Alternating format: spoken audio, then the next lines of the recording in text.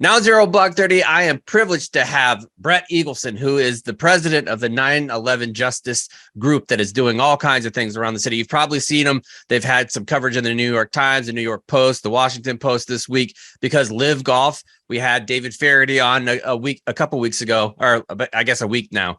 And so I wanted to bring on an organization that can speak to the 9/11 families very specifically, because for me, I'm removed now. Like I think a lot of folks that aren't in New York and that didn't have families, like some of that has died down, right? I'm sure you've seen that, like some of like the vitriol and things like that have died down.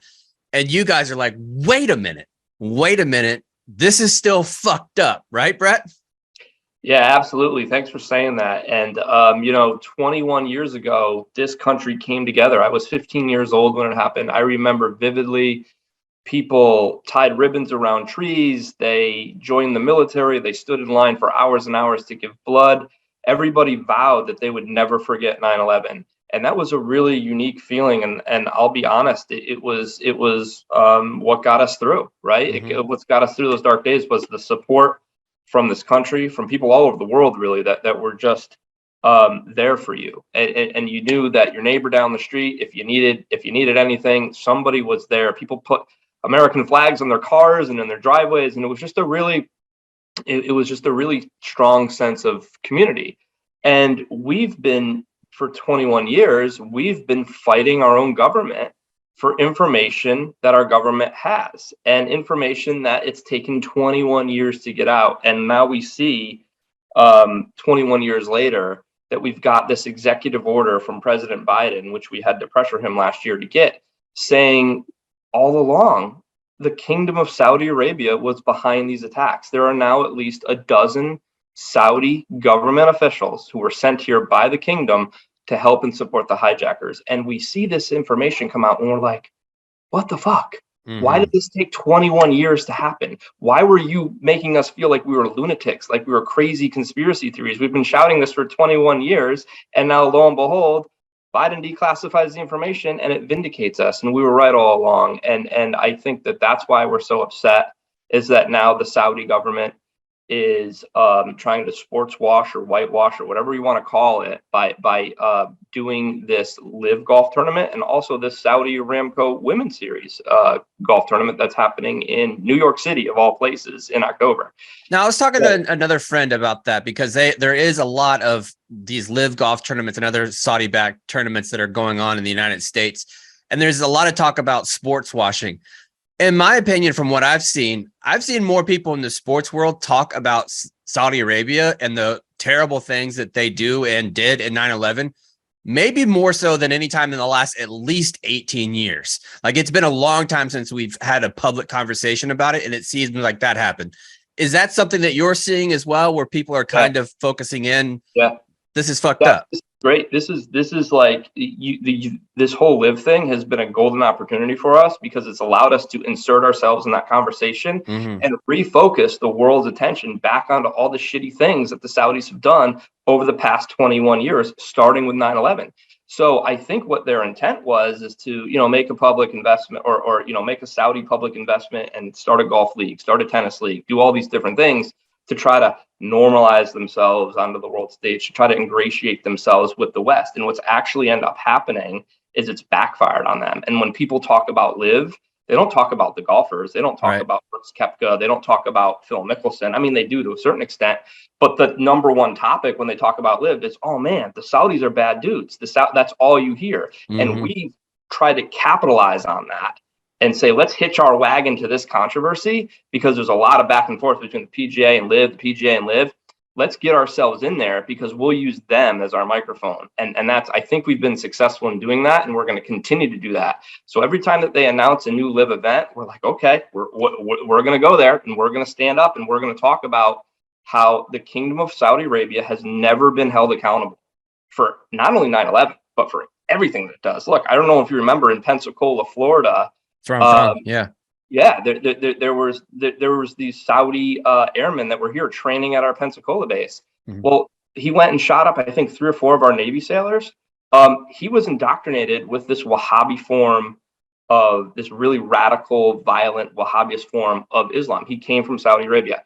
So just a little background there, because we have a lot of listeners that might not know what Wahhabism is. So if you're Wahhabi, that's essentially the sect that Osama bin Laden came from. Very radicalized, very strict Sharia law. These are the folks that if you're gay, they're throwing you off a building. If you steal something, they're taking your hand. They're taking the Quran extremely literally when it says if somebody takes something, take their right hand. They take it very literally. That is the version of Islam that the government is run by. So the Saudi government, you'll see in the Middle East, like, you'll see countries where some of the women are allowed to have their hair and, down. Some women are allowed to go outside without a male chaperone. In Saudi Arabia, they are, to their credit, trying to make progress there. MBS is allowing women to drive. He's allowing women to, God forbid, leave the house without a man. But in Saudi, for years and years and years, women have had to cover up completely, no hair showing, no nothing. As you mentioned, I think they publicly executed 84 homosexuals. I think a couple months ago, or at least I saw that news story. They just jailed a woman in her early 30s. She's a mother. 34 years old, and she was a college student for tweeting. Mm-hmm. I mean, she has a family, and she's going away for 34 years for tweeting. So this is the culture. These are the type of people that we're dealing with. And I think our biggest complaint with some of the golfers that go over there is, do you guys realize who you're getting in bed with? I know the money's great. I know it's a great opportunity for your family. At the end of the day, my dad was trying to make an opportunity for my family by choosing to go to New York and work in the World Trade Center. And he was doing what he thought. So I can't blame a lot of the golfers if they don't know. If they have no idea what the Saudis did, if they have no idea that they were involved in 9/11, that they torture, dissidents and cut up journalists. But it's really coming to a point where how much more leniency are we able to give them? Because here we are at every event, we're screaming it, we're shouting it, we're trying to get our message out there. And our number one message is education, education, education. And if the golfers continue to want to do it, and they know exactly who they're getting in bed with, and they don't care, well, just be honest, be upfront. So there was Harold Varner yesterday. Basically, he released a statement that talked about how without golf, he doesn't go to college. Without golf, he doesn't make it out of the neighborhood that he grew up in. He doesn't think he's the person that he is, and his kids don't have the opportunities that it's there. I'm sure you could see somebody like that and understand that story. Do you feel like people should always kind of look for the well from which their financial waters spring from? I think so, personally. I mean, what if all of a sudden, I don't know, I could think of an example, like if I got a call from the head of the head of the KKK, or like the head of a Nazi group, and say, hey, Brett, we would really love for you to start writing articles for us, or we would really love for you to be an advocate for this, or show up at this town meeting here on underrepresentation, or knowing that I'm getting money from a neo-Nazi group or from a KKK group, I don't think there's no way I would do that. So how is that any different from Phil Mickelson getting a $200 million check? I think the only difference is the amount of money, right? It's like how is that any different from Brooks or Phil or any one of these other golfers, getting money from a regime that our own CIA has said bonesawed Khashoggi? They hacked him up from a regime that, or from a country rather. It's a different regime. MBS is in power now, but previous regimes before MBS, our FBI is now saying in 2022, they declassified these reports. They're saying, look, this regime was responsible for the success of those 9/11 hijackers. So that's our whole platform, right? We're not taking a position on the controversy between PGA and LIV, like you don't care about the competition. It's not the important part. Who gives a fuck? We don't care. We're not taking a position on, whether a lot, is this antitrust, not antitrust? I don't really give a shit. Like, that's not my platform, but we're capitalizing on this opportunity to use this controversy and kind of hitch our wagons to all this stuff that's going on. And it's been fantastic for us because I've been able to come on a show like yours. You're now interested in this. You and your viewers are going to get an education about what the Saudis did on 9/11. And it's been a really wonderful opportunity for us. And do you think that's the biggest difference? Because I think you're right. I think if it came from an organization that had a swastika or a hood on it, then the perception is probably different. Do you think that's because of one, either American ignorance, that not knowing just how vicious Saudi Arabia was and how much they were responsible for 9/11, or two, do you think it's because the public consciousness has moved on? As much as that we say we have it, and as much as you just say never forget, I'm sure you've experienced over the last 20 years that mantra is simply a mantra. It's not a reality for most people. It's simply a mantra. It's 21 years. 21 years is a long time. But I think it's a little bit of both. I think it's a column A, it's column B. It's American ignorance. I don't want to say stupidity, because it's just Americans really not knowing. Yeah. It's the Saudis doing a really good job with their PR. They have millions and millions of dollars. I would point anyone to the FARA. It's called the Foreign Agent Registration Act under the DOJ. Under FARA, you have to list as a foreign agent, and you can see all the different contracts that the Saudis have with all these lobbying groups. They're doing a good job. They've been winning the PR battle for the past 20 years to try to get back into the good graces of people of America, people of the West. But the Saudis have a real problem. They are what we call duplicitous, because on one hand they say, "Hey, Washington, we want to help you. We want to be your ally. We're gonna cooperate with you on counterterror. You can, we will go after the bad guys." But then in the back room, out the back door, they're still funneling money to these radical groups. They're still sending children to these madrasas where they're being radicalized, and they're still supporting terror. So you have woven within the Kingdom of Saudi Arabia what's called the Ministry of Islamic Affairs. The Ministry of Islamic Affairs is akin to what like the U.S. has, like, how we have different sects within our executive branch. We have the Department of Justice, we have the SEC, we have the FAA.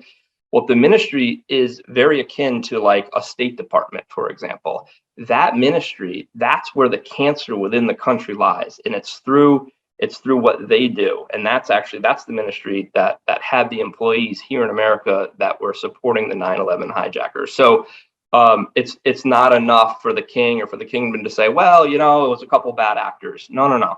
Saudi Arabia is a complete and total 100% autocratic regime. Nothing happens in that country without the king knowing everything, right? So they can't get away with the fact to say, and they've tried to do this. At the very least, MBS. Exactly, right? So they've sort of tried to say, well, all these bad things that are happening, they're happening in a vacuum. These airmen that went to the Pensacola base, well, those were a bad apple. The student driver that killed Fallon Smart in Oregon that somehow got whisked away under the cover of darkness, and is, I think 60 Minutes did a big piece on this. That happened in a vacuum. Carpet bombing Yemen, don't worry about that. That's a whole war that you don't understand. That's a cultural thing. The public execution of gay people, well, that's not really who we are. That's just, these people deserved it. So they're trying to say one thing and they're doing something completely different. And that's what we're calling out right now, is the fact that, it all started probably before 2001, but we know that it started before 2001, where they set up their support network for the hijackers. But this country, for whatever reason, from administration after administration, Bush is to blame, Obama's to blame, Trump is to blame. They have refused to look themselves in the eye and think about their relationship with the Kingdom of Saudi Arabia. Our country has never wanted to hold them accountable. And I don't know if that's because of oil. I don't know if it's because of weapon sales. I don't know if it's because we actually think that they're helping us with the war on terror.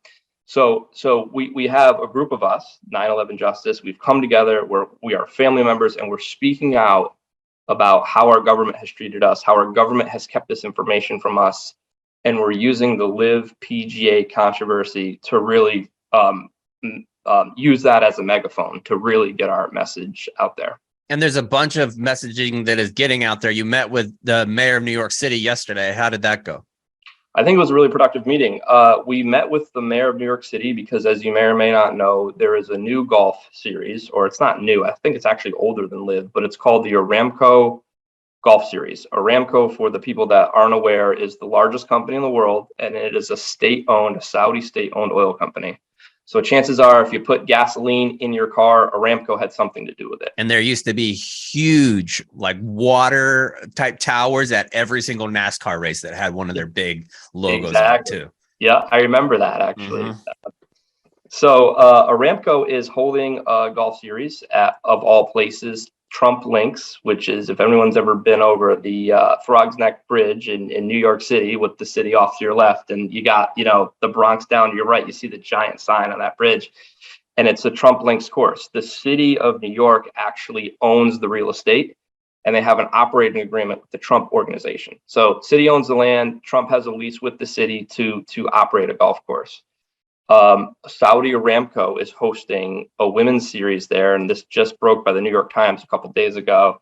They are doing another event. Of course, it's related to Trump, and it's in New York City, of all places. So the 9/11 community has just been, after all we've done, speaking out about LIV in Portland, speaking out about LIV in Bedminster, we just couldn't believe that now here we are, after all we've been screaming about, here's another golf tournament in New York City, of all places.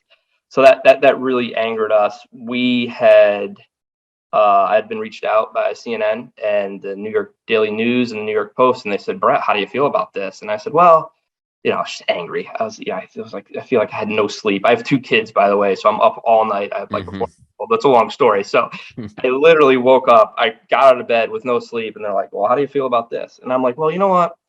As far as we're concerned, Mayor Adams should just not bother showing up at Ground Zero. Like, we don't want him there. If he's going to be endorsing this tournament, and everybody loves to talk tough on Trump, and everybody loves to talk tough on the Saudis, but then behind closed doors, it's like everyone's just fucking making deals anyway, and everyone's just lining their pockets, and it's like, what is going on? Like, I was so frustrated. So the mayor's office reached out. They said, let's talk about this. This is, this is a real threat to us. We don't want to be against the 9/11 family members. We don't think that this contract is anything that we can get out of. Then, by the way, this was a contract that was signed prior to Mayor Adams, and it's something that if we violate, the city of New York, the taxpayers of New York, are going to face heavy fines, millions of dollars, and it's going to be on the backs of New York City taxpayers. So, like, we're not an unreasonable group. Like, I don't want to see that happen. Like, if there's nothing you can do, then there's nothing you can do. So the mayor said, okay, why don't you come in and let's talk about it? So I got invited. I brought a number of members of the 9/11 community there. There's about 12 of us. And we sat down with the mayor and we said, look, like, we've had it. We're frustrated. We're tired. We've been fighting for 21 years. We finally have success. We finally had the right to sue Saudi Arabia. We had to pass a law to do that, by the way, called JASTA, which is the Justice Against Sponsors of Terrorism Act. That got vetoed by Obama. We then gave Obama his one and only veto override of his entire presidency. We overrode him 98-1 in the Senate. So I know I'm getting off on a which tangent, would never happen now. Which would never happen, right? That's never. Huge. That's a big deal. Yeah, right? It is. So for all the listeners that say, oh, you guys are just a bunch of Democrats going after Trump, like, no, we're not. No, 9/11 killed us equally. It killed just as many Democrats as it killed Republicans. We are truly one of the few very bipartisan issues in this country. And you know what? I actually looked. I looked for that before we had you on, because I didn't want it to be there is partisan groups for anything. Like, even you break down military veterans, any type of organization, there's going to be partisan. And I didn't want to deal with a partisan group on this. And this is why I asked you guys on, because it is fair. Like, you do it fairly. You criticize President Obama, you criticize President Trump. I feel like that's fair across the board. We told Biden we used this same tactic on Biden. We said, don't come to Ground Zero. Do not come here to Ground Zero. You campaigned. You wrote us a letter, Mr. President, that said that if you were elected president of the United States, you would tell your attorney general to release the documents. Well, he got elected president, and we didn't hear shit from him. Like, it was months. Then it was that disastrous withdrawal from Afghanistan. I think everyone can agree with that, whether you're Republican or Democrat. That was a terrible thing to do. It was awful. So we took advantage of that, and we said, well, guess what? After that bad withdrawal in August of last year, we're going to protest you coming to Ground Zero because you haven't honored your campaign promise. Kudos to President Biden. A few days after that, a few times of us being in the media, my fat face being all over the news, they issued an executive order. And the executive order called upon the declassification of FBI documents. Well, we got those documents, and like the mainstream media just like went like this, like they didn't care. Like, that story was over after 9/11 last year. That story was over. But what happened is that from 9/11 all the way to about March or April of this year, we were slowly getting more and more documents from the FBI. And we're like, holy shit, no longer is there just smoke. There's freaking wildfire here. Like we had our own FBI. These are not my words. This is not my group's words. These are not our lawyers' words. These are the Federal Bureau of Investigation's words. They had these documents that were secret for years that said Saudi intelligence operatives were fucking helping out the hijackers. Where's the outrage? Like, I can't believe it. Like, and I can show you the documents. I wish I printed them. I would have put them up on the screen. But you can go to 911 Justice. We're going to put a link in there. You don't even have to tell them. We're going to put a link in the description. I think it's something that everybody needs to read. And I mentioned it with David Faraday. I think it's good on that episode. I think it's good that people are re-examining that because of LIV and because of all the controversy. And why is everybody freaking out about Saudi Arabia? Well, now you can see, because the media definitely didn't pick it up, including us. We didn't really spend a whole lot of time about it because the public conscience in a lot of ways has kind of moved on, and it's not right. It's not appropriate, and it's wrong. I appreciate you coming on and talking about that, Brett. Thank you. Yeah, well, thanks for having me, because this is exactly what we wanted to do. We want to reach middle America. We want to reach all segments of America, and every American needs to know what really happened on 9/11, who was behind it. And it always has bothered me ever since when it happened, I was 15. I was just really more worried about like putting one foot in front of the other, finishing high school, like dating girls, and like into sports, like big Patriots fan. Like I focused on that stuff to get me through. Focused on college, wanted to get a job. But then when I got a job and I got married, I realized it always bugged me. Like the official narrative was these 19 people, essentially cavemen, with no knowledge of English, no money, no idea how to fly a plane. You know, the FBI in one of the sworn affidavits says that these guys couldn't even find their way out of the airport because they didn't know what an exit sign looked like. So how the hell did these 19 people do this with zero help from anybody? And we are definitely not one of these conspiracy theory nuts that says, oh, aliens did it and laser beams and all that shit. No. The reality is that these 19 hijackers did it, but they had help. They had a significant support network, and that support network came in the form of government assistance from the Kingdom of Saudi Arabia. And that's been my charge for the past, 10 years or so that I've been doing this, is like, let's set the narrative. It's my goal, my dream, that when my kids go to school, who are young, they're 2 years old and 4 months old, that when they learn about 9/11, it's not, 19 people, with box cutters were able to pull off the most consequential and devastating attack in American history, and then it led to this crazy war in Iraq. And no, it should be, we should be sourcing these FBI documents to say there was a Saudi support network here in this country, and we're trying to rewrite the narrative, and we're trying to bring that back and really talk about the truth here and what actually happened that day. Well, Brett, we appreciate your time and we appreciate your passion, and we're sorry for your loss, man. Thank you very much. Thank you so much for having me.